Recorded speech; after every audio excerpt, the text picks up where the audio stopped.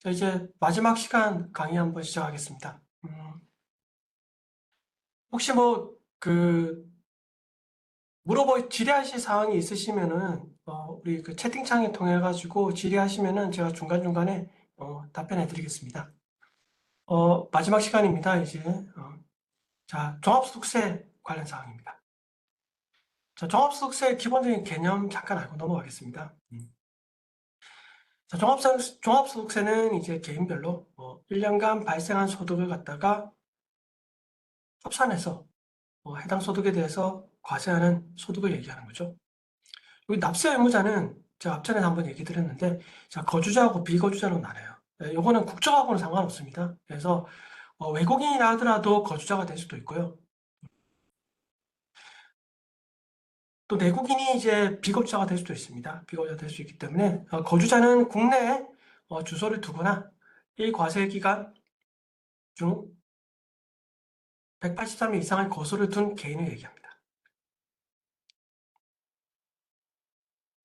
그래서 거주자는 국내에 뿐만 아니라 국외 모든 소득까지 다 과세가 되고요. 비거주자는 이제 국내 원천 소득에만 과세가 됩니다. 자, 소득세 신고는 이제 그 다음 연도 5월 1일부터 5월 31일까지 신고를 하죠. 이거 주소지 관할 세무서에서 신고합니다. 주소지 관할. 네. 관할 세무서에 신고를 하고요. 근데 요거는 좀 주의하세요. 요게 이제, 요거 좀 까먹으시는 분들이 굉장히 많습니다. 많고. 요게 이제 거주자가 사망한 경우에 그 해당 사망한 날까지 이제 발생한 소득에 대해서 소득세 신고하셔야 돼요. 요거 신고 안 하시면은,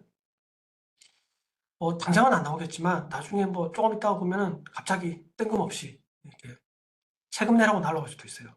그래서 요거는 주의하셔야 돼요. 그래서 사망한 경우에는 그 사망한 피상속인, 돌아가신 분이죠. 돌아가신 분의 소득세 신고를 갖다가 상속인분이 하셔야 돼요. 그 돌아가신 분은 신고할 수 없으니까 상속인분이 이제 그 피상속인의 이제 소득세까지 신고를 하셔야 됩니다. 그래서 요거 상속 개시일이 속하는 달에 다음 달 말일로부터 6개월이 된 날이죠. 요거 상속세 신고 기한이랑 똑같아요.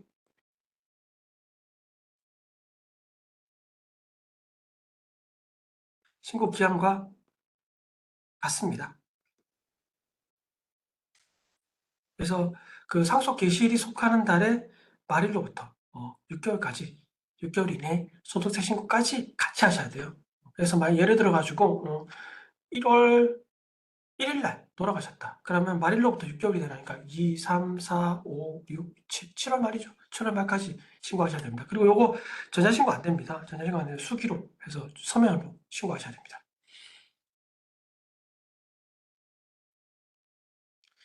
자, 다음은 이게 이제 그 종합소득 금액은 여기 해당료 6가지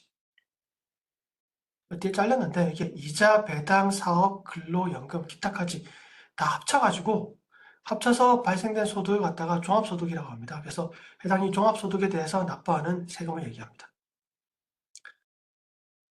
이자소득은 총수익 금액 이 자체가 이자소득 금액 필요금비가 없습니다. 이자하고 배당은. 그리고 사업소득은 필요금비가 있죠. 필요금비가 있고. 그리고 분리과세는 근로소득은 근로소득 공제를 차감한 게 이제 근로소득 금액이고요. 연금소득은 연금액에다가 뭐 연금소득 공제를 차감한 거고, 기타 소득 필요금비 차감한 게 이제 요 합쳐서 종합소득이라고 합니다. 그래서 종합세 신고할 때는 요 해당되는 거에 다 합쳐가지고 신고하시는 겁니다. 이것도 마찬가지로 신고를 안 하셨으면은 가산세가 있어요. 20%.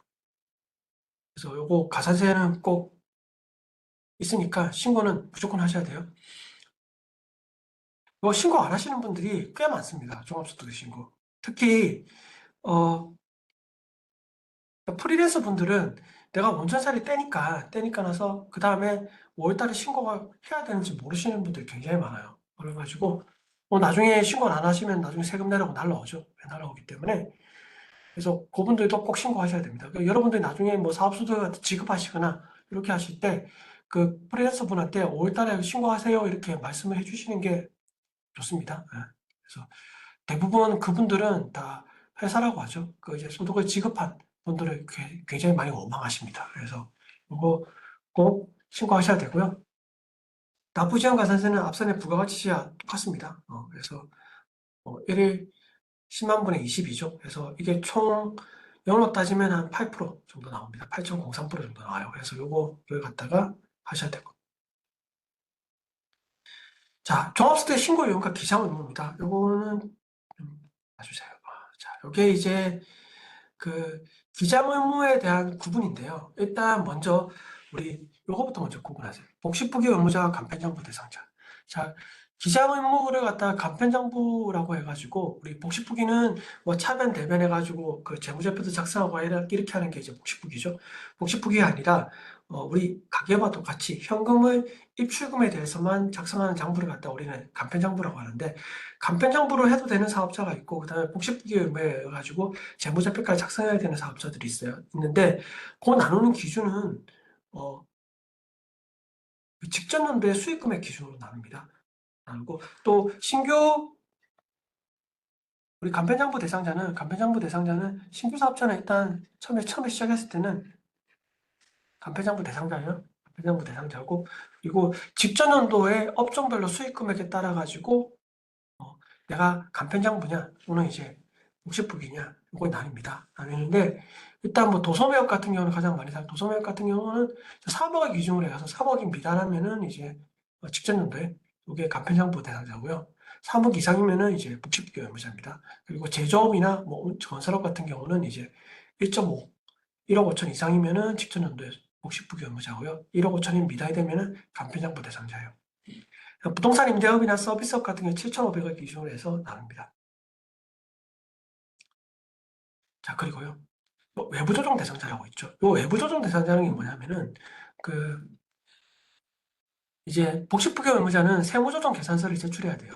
이제 뭐 이게 해당 이 비용이 세법상 경비로 비용으로 인정되냐 안 되냐 따져가지고 작성하는 서식이 있는데 그걸 세무조정 계산서라고 해요. 세무조정이라고 하는데 그 세무조정 계산서를 갖다가 어, 자기 조정을 할 수도 있고요. 또는 이제 외부 조정을 할 수도 있어요. 외부 조정을 하면은 요거는 꼭 세무사가 작성한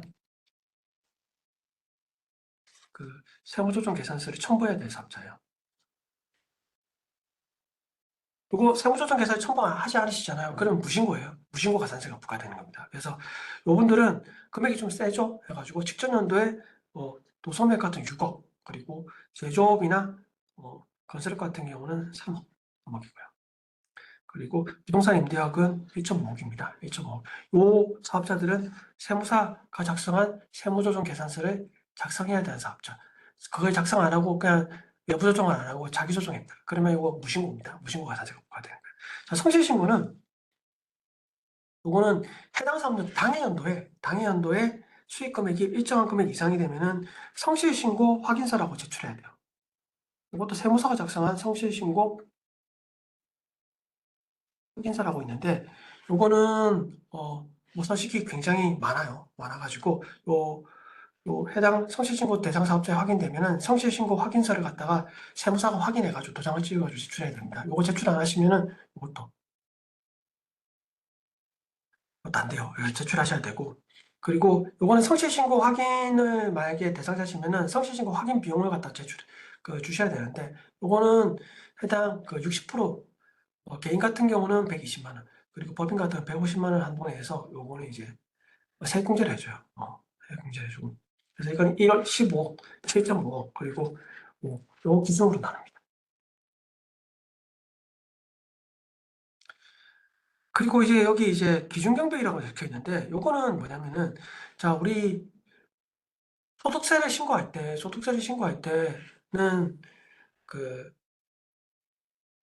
원래 기장으로 해서 장부를 해서 신고하는 게 원칙입니다. 원칙인데 요걸 장부로 신고를 안 하고 이제 국세청에서 정하는 경비율에 따라 가지고 경비율에 따라서 신고하는 방법을 갖다 우리는 추계 신고라고 하거든요.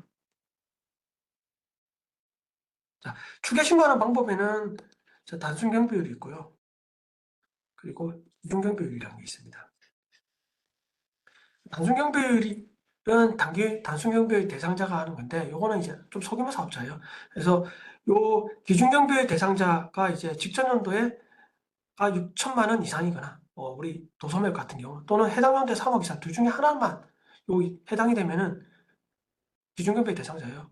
근데 직전 연도에 6천만 원이 미달되고 해당 연도에 3억 미달된다. 요거 두 개 다 해당되면 단순경비에 해당됩니다. 그래서 요거 단순경비율은 경비율이 굉장히 높습니다. 그래서 세부담이 좀 작아지고 기준경비율은 신고하시면은 세부담이 좀 커지기 때문에 단순경비율이 훨씬 더 좋습니다. 기준경비보다. 그래서 요게 기준에 해당되는 사업자 같은 경우는 기준경비 대상자고요. 1 또는 2에 해당되는 사업자가 기준경비율이고 여기에 해당되지 않는 사업자는 단순경비 사업자입니다. 요 미달하는 사업자들은 다 단순경비 대상자입니다. 신규 사업자는 간편장부 대상자예요. 대상자인데 우리 전문직 교사자는 무조건 복식부기업입니다. 신규로 기업하면. 폐업했어도 사업 이력이 있으면 신규 사업자로 보지 않습니다. 그리고 간편장부 대상자가 간편장부를 안 하고 복식부기 의무에 의해 가지고 재무제표도 작성하고 해서 신고했습니다. 그러면 기장세액 공제라고 해가지고 요거 산출세액의 20%를 공제해 줍니다. 요거 100만 원 한도내에서 공제해 주는 거죠. 근데 복식부기 의무자가 복식부기로 신고를 했어요. 그러면 복식부기 하냐 복식부기 하는 게 당연한 거죠. 그러니까 요거는 뭐 혜택 사항이 없어요. 근데 복식부기 의무자가 간편장부로 신고하면은 요거는 무신고로 보니까 요거는 이제 가산세라든지 부담이 있는 거죠. 간편장부 대상자가 추계로 신고하는 경우는 무기장 가산세가 부과됩니다. 20%죠. 20%고. 근데 이거 신규 사업자하고 직전 연도에 수익 금액이 4,800만 원 안 되는 사업자는 제외예요. 그러니까 뭐 소규모 사업자죠. 요 사업자들은 아예 기장은 안 해도 신고해도 가산세가 없는 겁니다. 복식부기 의무자는 요거 무신고로 봐가지고 추계 신고한 경우에는 무신고와 무기장 가산세는 큰 금액을 적용합니다. 자, 업종별 신고 유형인데요. 여러분들 5월달 되면은 이제 세무서로부터 신고 안내 자료를 받아요. 그러면 해당 유형이 표시가 되는데 해당 유형이 표시되는 그 유형입니다. 유형인데 S유형은 성실신고 확인 대상자예요. 그러면 성실신고 확인 대상자시면은 뭘 제출해야 됩니까? 성실신고 확인서를 제출하셔야 되는 거죠. 그리고 A유형은 외부조정 대상자입니다. 요건 뭐예요? 자, 외부조정, 세무사가 작성한 세무조정 계산서를 작성해야 될 사업자입니다.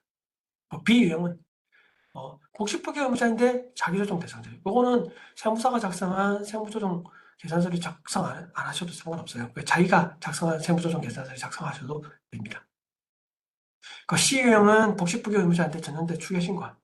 그리고 D유형은 간편장부 대상자죠. E유형은 간편장부 대상자인데 단순경비 대상자세요. 그게 E유형입니다. 모두 체험 제외라고 적혀 있는데 모두 체험이라는 게 뭐냐면은 국세청에서 일정한 사업자, 또 소규모 사업자 같은 경우는 세액까지 다 계산해가지고 공제사항까지 다 넣어가지고 일단 요거 납부하셔도 되세요 하고 이렇게 딱 줘요. 근데 여기서 내가 뭐 국세청에서는 해당 관련 자료들을 보고 자기들이 이제 하는 거라서 요거 외에 나머지 더 있으면은 더 추가해가지고 신고하셔도 됩니다. 해가지고 그렇게 안 하셔도 되고. F유형은 간편장부 대상자고 그리고 다중경비 대상자이긴 한데 뭐예요? 뭐 납부세액이 있는 경우예요. 요거는 모두 체험 대상입니다. 요거 납부세액이 없는 경우 지유형이죠. 그리고 V유형은 뭐냐면은 주택임대 소득에 대한 분리과세 대상자예요. 주택임대 같은 경우는 총 수익 금액이 2천만 원에 이하면은 분리과세를 할 수 있거든요. 분리과세를 하면은 14%의 세율이 적용돼요. 근데 우리 소득세 세율이 1,400원까지는 6%고 5천만 원까지는 15%라서 내가 종합과세 하는 게 유리하면 종합과세 하셔도 되고요. 또는 분리과세 하시면 분리과세 하셔도 됩니다. 14% 내고 요건 따로 떼어내 가지고 나머지 소득은 종합소득 계산하셔도 됩니다. 사업소득을 계산하는 방식은 어떻게 되냐? 이거는 우리 그림을 보시면 이래요. 총 수익 금액에서 필요금비를 빼고요. 그럼 소득 금액이 나오고 소득공제, 인적공제, 그리고 물적공제까지 해서 빼면은 이제 과세표준이 나옵니다. 과세표준에서 세율을 곱하면은 이제 납부세액이 나오죠. 근데 앞선에서 얘기한 여기서 이제 수익금액과 비상신고를 하는 경우에는 수익금액도 실질적인 수익금액이고요. 경비도 실질 경비입니다. 이걸 빼서 신고하는 방법이 이제 기장. 신고하는 방법이고요. 추계는 뭐다? 추계는 수익 금액은 실질적인 수익 금액이에요. 근데 경비는 국세청이 정하는 경비율에 따라서 하는 거예요. 그러니까 단순 경비율은 단순 경비에 따라서 하는, 기준 경비율은 이제 기준 경비에 따라서 하는 거고, 이렇게 해당되는 겁니다. 자, 간편정보를 한번 보겠습니다. 간편정보는 이제 그냥 현금이 입출금에 따라서 표시하는 장부를 얘기하는 거예요. 자, 국세청에서는 요 간편정보 대상자를 위해 가지고 이제 간편정보를 다운받아서 여기 엑셀 파일로 다운받아가지고 사용할 수 있게 해줬어요. 그래서 여기 국세청 누리집에 NTS 들어가셔가지고 국세청 홈페이지 들어가셔가지고 국세신고 안내, 종합소득세, 간편정보 안내에 들어가셔가지고 이거 다운받을 수 있어요. 그럼 다운받으면 서식이 딱 열려요. 이렇게 해가지고 요 서식에 따라서 어, 장부를 작성하시면 됩니다. 여기 보시면 세개라고 나와 있는데 이게 세금계산서예요. 세금계산서 이렇게 이렇게 표시한 겁니다. 그래서 이거 일자별로 해가지고 여기 이제 현금이 입금됐을 때 또는 현금이 지출됐을 때 그때 위주로 이렇게 작성하는 서식입니다. 이렇게 작성하시면은 이제 되는 거고요. 이렇게 간편장부 대상자가 이렇게 간편장부를 작성했을 때는 무기장 가산세를 배제하는 거죠. 배제. 그리고 결손금이 발생했을 때는 15년간 이월결손 공제가 가능합니다. 결손금이라는 게 뭐냐면은 수익 금액에서 필요경비를 뺐는데 이게 마이너스가 나오는 거예요. 경비가 더 많은 거예요. 많으면 언제 보통 발생하는 거예요? 사업 초창기에 초창기에 좀 들어가는 비용들이 많죠. 그러면 이제 필요경비가 이제 좀 많이 되면 이제 결손금이 발생해요. 그러면 이런 결손금이 발생했을 때 요거는 추계 신고하면 결손금이 발생할 수가 없습니다. 발생할 수가 없고 기장으로 신고해야지 결손금이 발생해요. 실제 발생되는 수익 금액과 그리고 실제 발생된 비용을 갖다가 빼가지고 계산하는 거죠. 이렇게 했을 때 요 발생한 결손금은 다음 연도로 이월해가지고 15년간 그 다음 연도에 소득이 발생했을 때 요 결손금을 공제해서 쓸 수가 있어요. 그러니까 규정을 하시면 굉장히 유리하죠. 유리합니다. 그리고 각종 세액 감면, 세액 공제라든지 이렇게 받을 수가 있죠.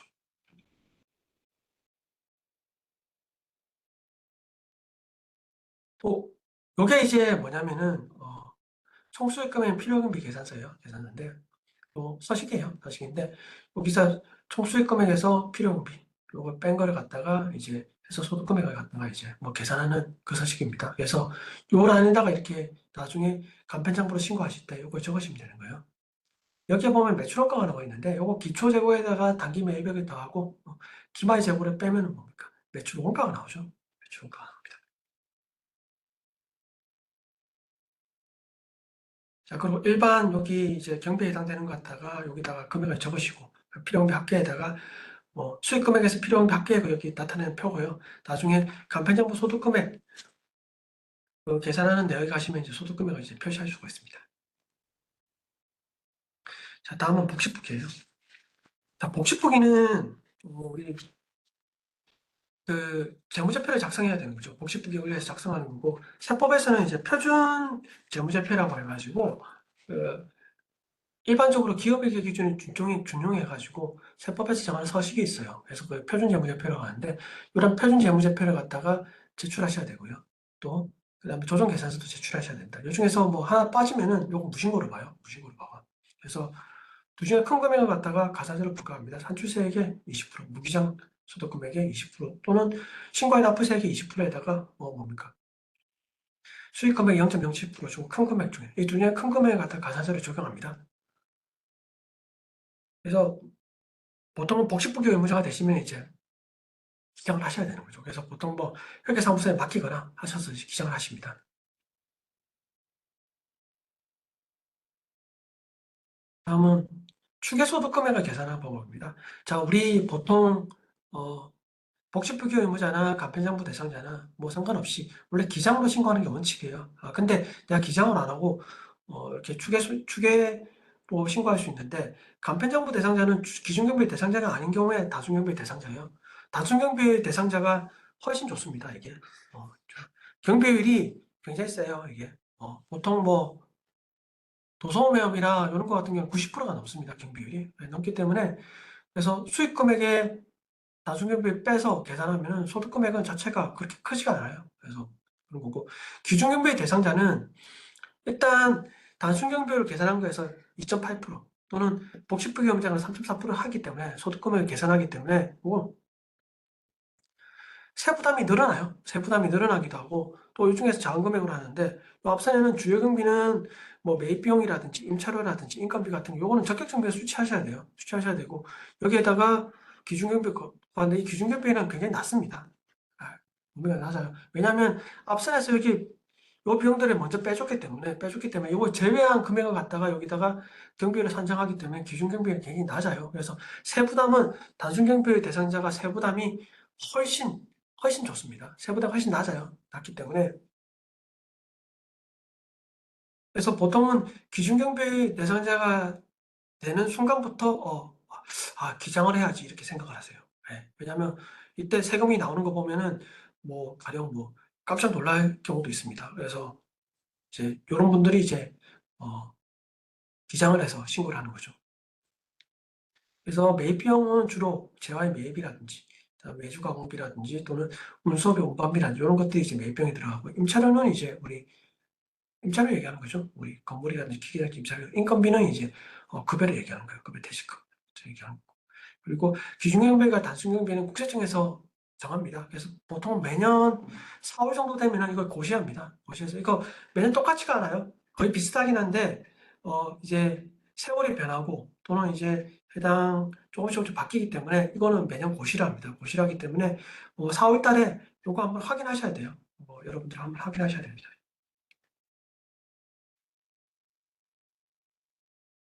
결성금 문제인데 제가 앞전에서 잠깐 설명해 드렸는데 자, 필요 경비가 수익 금액을 초과하는 경우에는 그 초과하는 금액을 결성금이라고 합니다. 결성금이라고 하는데 해당의 결성금은 다른 사업소득에서 발생한 결성금이 있어요. 있는데 이게 이제 다른 소득이 있어요. 그러니까 다른 소득에서 먼저 공제하고 남은 거는 15년간 이후로 해가지고 그 다음에 소득이 발생했을 때 해당이 이후 결성금을 공제할 수가 있어요. 공제할 수가 있는데 주의할 점이 뭐냐면 부동산 임대업이에요.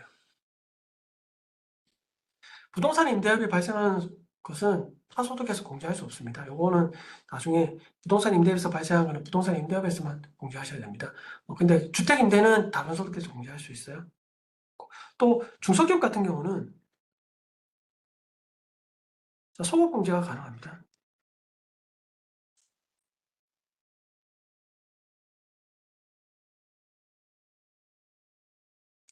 자, 그래서 결손금이 발생하면 일반 법인들은 그 다음에로 이혼을 해야 되는데 예를 들어 가지고 내가 2024년도에는 납부세액이 있었어요.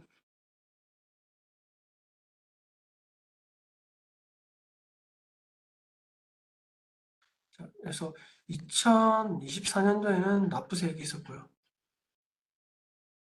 2025년도에는 결손금이 발생했어요. 그러면 일반적인 법인들은 이 결손금은 해당 연도에 발생한 소득금에서 공제를 하고 나중에 이월하는데 중소기업 같은 경우는 이 결손금을 갖다가 전년도에 발생한 납부세액에서 차감해가지고 환급해서 공제받을 수가 있어요. 네, 중소기업. 그래서 기장을 하시면 유리하시죠. 유리합니다. 그래서 기장을 하시면 이제 결손금 공제를 갖다가 받을 수가 있고 또는 중소기업 같은 결손 소급 공제도 받을 수가 있어요. 또 해당 과세기간에 발생한 소득금액에 대해서 이게 지금 대하라고 되어 있는데 이게 대한입니다. 대하여 추계 신고를 하는 경우에는 이월결손금 공제를 받을 수가 없습니다. 그러니까 이때는 추계 신고했을 때는 그 추계 신고하는 그 소득은 결손금 공제가 안 돼요. 안 되기 때문에 기장 신고를 하셔야지 과거에 발생한 결손금을 갖다가 공제받을 수가 있어요. 그래서 사업 초기에는 결손이 발생할 확률이 높기 때문에 이때는 기장하셔가지고 이제 이월공제를 받으시는 게 우리 소득세를 절세할 수 있는 전략이죠. 전략입니다. 자, 다음은 사업용 계좌예요. 사업용 계좌는 국세청에서 복식부기 의무자 같은 경우는 법인은 이제 법인 통장이 있으니까 법인 계좌가 있으니까 상관없는데 개인 같은 경우는 법인 통장과 같이 이게 복식부기 의무자는 사업용 계좌라고 해가지고 사업용 계좌를 국세청에 등록을 하면은 사업용으로 쓰는 비용들 같은 경우는 또는 수익 금액이라든지 비용 같은 경우는 사업용 계좌를 통해서 이용하라는 겁니다. 이용하라는 거예요. 그게 사업용 계좌예요. 그래서 사업용 계좌 대체는 복식부기 의무자만 해당되는 거예요. 복식부기 의무자. 대상으로 해당 그 계좌, 우리 은행 계좌죠. 그 은행 계좌를 사업용과 가계용으로 구분해가지고 사용하는 얘기합니다. 그래서 복식부기 의무자는 해당 사업용 계좌를 갖다가 반드시 사용하셔야 돼요. 요거 사용 안 하시면은 일단 가산세도 있고요. 가산세도 있고 또 사업용 계좌를 신고를 안 하셔도 가산세가 있고요. 또 사업용 계좌를 하고 난 이후에 해당 사용을 안 했다. 그럼 사용하지 않은 부분에 대해서도 가산세가 있습니다. 또 요거보다는 또 중요한 게 뭐냐면 이 사업용 계좌를 갖다가 신고를 안 했다. 이러면 뭐가 되냐면 세액 감면을 받을 수가 없어요. 현금영 수증도 마찬가지. 현금영 수증을 갖다가 내가 감행을 안 했어요. 예. 현금영 수증 감행 대상이에요. 근데 감행을 안 했어요. 그러면 뭡니까? 중소기업 특별세액 감면이라든지 또는 창업중소기업 감면이라든지 이거 이제 감면을 받을 수가 없어요. 그래서 이거는 감면을 받으시려고 하시면은 요 사업용 계좌는 등록하셔야 됩니다. 언제 등록하냐? 이거는 복식부기 의무자가 해당이 되는 사업연도 개시일부터 6월 이내에 신고하셔야 됩니다. 그리고 사업용 계좌를 변경하거나 또는 추가하는 경우는 이제 종합소득 확정신고 기간까지 하시면 돼요. 성취신고 확인 대상자는 6월 30일까지. 성취신고 확인 대상자는 원래 소득세 신고는 5월 31일까지 하죠. 5월 1일부터 하는데 성취신고 대상자는 6월 말까지 하시면 됩니다. 6월 말까지 하시면 신고 자체를 갖다가 그래서 한 달 정도 연장해줬어요. 연장해줬기 때문에 요거 이렇게 신고하셔야 됩니다. 요 그림을 보시면 좀 이해하기 쉽습니다. 자, 전년도의 수익금액 기준으로 기장의무를 판단해요. 그래서 이게 10억이죠. 그러면 10억이면은 이때 뭐가 됩니까? 복지부기 의무자가 됐어요. 그러면 그 다음 연도에는 복지부기 의무자가 되시는 거예요. 되시는데 그러면 뭐 1월 1일부터 복식부기 의무자가 되는 거죠. 1월 1일부터 복식부기 의무자가 되시기 때문에 그러면 1월 1일부터 6월 30일까지 이때 뭡니까? 사업용 계좌를 신고하셔야 됩니다.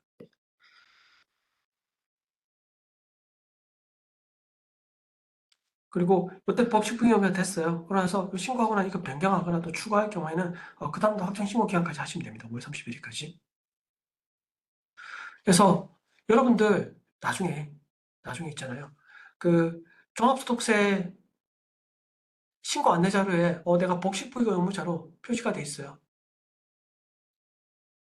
그 수익 금액을 보시고 내가 복식부기에 해당된다 하시면은 요거 사업용 계좌를 갖다가 등록하셔야 됩니다. 반드시.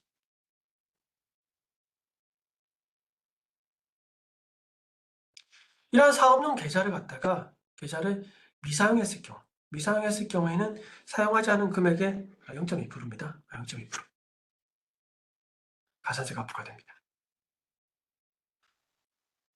요거 좀 처음에 하실 때는 오타가 있어가지고 이게 전부적으로 0.2%예요. 0.2%고 사업용 계좌를 미신고한 경우 때 자, 미신고 기간의 수익 금액과 미사용 금액의 거래금액 합계 0.2%. 그래서 큰 금액을 갖다가 가산세를 부과합니다. 근데 사실 뭐 가산세도 가산세지만 요 세액 감면은 못 받아요. 세액 감면을 못 받기 때문에 중소기업 특별세액 감면, 창업 중소기업 세액 감면은 해당. 네. 그 해에 못 받습니다. 그래서 그 다음에 내가 사업연계 신고했다가 그 다음에 받으셔야 돼요. 그 해에 못 받기 때문에 세부담이 늘어날 수가 있어요. 그러니까 요거는 여러분들 사업용 계좌, 현금용 수증이라든지 이런 것들은 반드시 하시는 게 좋습니다. 사업용 계좌를 어떻게 신고하냐? 요거 국세청에 들어가셔가지고 증명 등록 신청 요 라인 들어가셔가지고 있잖아요. 세금 관련해서 신청 신고 공통 분야가 있어요. 여기 들어가시고 자 사업용 공익법인 계좌 개설 조회가 있습니다. 여기서 개설 또는 해제 여기 클릭하시면은 다음과 같은 요 화면이 떠요. 그래서 여기서 사업용 계좌를 갖다가 선택하시고 계좌번호를 입력하시고 조회하시고 나서 신청을 하시면은 사업용 계좌가 신청이 됩니다. 하시면은 이제 사업용 계좌 신청한 내역들이 이렇게 들어가 있죠. 들어가 있습니다. 반드시 까먹지 말고 신고하세요. 그래서 뭐 5월 달에 신고하실 때 같이 신고하시면 됩니다. 자, 소득세를 이제 좀 조금이라도 줄이려면 좀 어떻게 하느냐? 뭐 간략하게만 살펴보겠습니다. 자, 소규모 사업자는 일단 간편정부라도 이용해가지고 기장하면은 소득세 절감 혜택을 받을 수가 있습니다. 기준경비의 대상자시면 세부담이 많이 늘어납니다. 기준경비 대상자는. 그래서 특히 기준경비율 대상자이시면은 반드시 자, 기장해가지고 신고하시는 게 좋습니다. 간편정부라도 신고하세요. 물론 복식부기 의무자가 간편정부로 신고하시면 안 되겠죠. 안 됩니다. 간편정부 대상자시면 일단 간편정부 신고하시고요. 기준경비 대상자시면은 일단 일단 기장하시는 게 세부담 측면에서 유리하십니다. 뭐 기장을 했으면은 증빙서류는 보관하셔야 됩니다. 당연히. 이건 뭐 5년간 보관하셔야 돼요. 근데 아까 우리 부가세 신고할 때 한번 얘기했죠. 뭐 사업용 신용카드라든지 요 국세청에 등록된 사업용 신용카드는 굳이 보관 안 하셔도 돼요. 뭐 다 등록되어 있기 때문에. 또 전자세금계산서 같은 경우도 어떻습니까? 전자세금계산서를 발행하거나 또는 수취한 부분에 대해서는 국세청에 등록이 되어 있기 때문에 굳이 합계 보관 의무는 면제됩니다. 그 외에 나머지 같은 경우는 요거 보관하셔야 돼요. 그 사업 초기에 적자가 발생한 경우에는 뭐 반드시 기장하셔야 됩니다.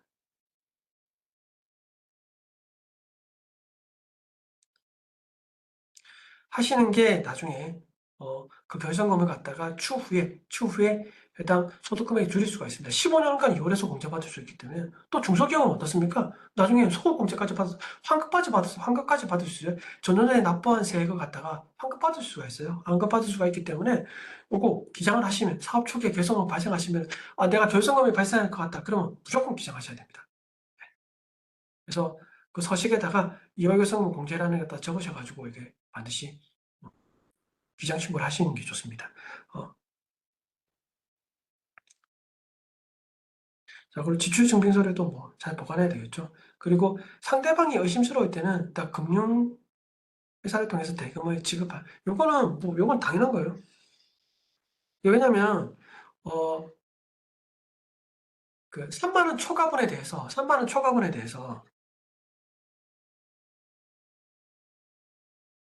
3만 원 초과분에서 우리 법정 증명서류를 갖다가